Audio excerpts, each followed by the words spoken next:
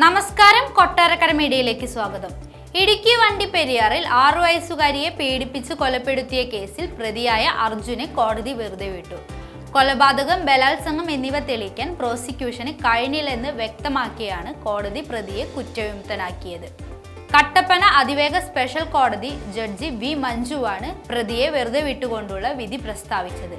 കുറ്റപത്രം സമർപ്പിച്ച് 2 വർഷത്തിനു ശേഷമാണ് വിധി പ്രസ്താവിച്ചത്. 2021 ജൂൺ 30-നാണ് വണ്ടിപ്പെരിയാറിലെ എസ്റ്റേറ്റ് ലയത്തിലെ മുറിയിൽ കെട്ടിത്തൂങ്ങിയ നിലയിൽ പെൺകുഞ്ഞിന്റെ മൃതദേഹം കണ്ടെത്തിയത്. പെൺകുട്ടിക്ക് 3 വയസ്സുള്ളപ്പോൾ മുതൽ പ്രതി മിഠായും ഭക്ഷണ സാധനങ്ങളും നൽകി ലൈംഗികമായി ചൂഷണം ചെയ്തിരുന്നതായി പോലീസ് കണ്ടെത്തിയിരുന്നു.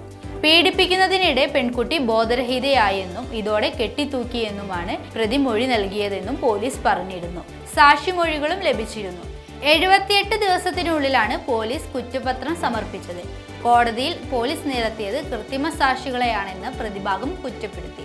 യഥാർത്ഥ പ്രതികളെ കണ്ടെത്താൻ പുനരന്വേഷണം വേണമെന്ന് പ്രതിഭാഗം ആവശ്യപ്പെട്ടു. അപ്പീൽ സാധ്യത പരിശോധിക്കുമെന്നും അന്വേഷണ ഉദ്യോഗസ്ഥർ അറിയിച്ചു. വിധി പുറപ്പെടുവിച്ചതിനു പിന്നാലെ നാടകീയ രംഗങ്ങൾക്കാണ് കോടതി സാക്ഷ്യം വഹിച്ചത്.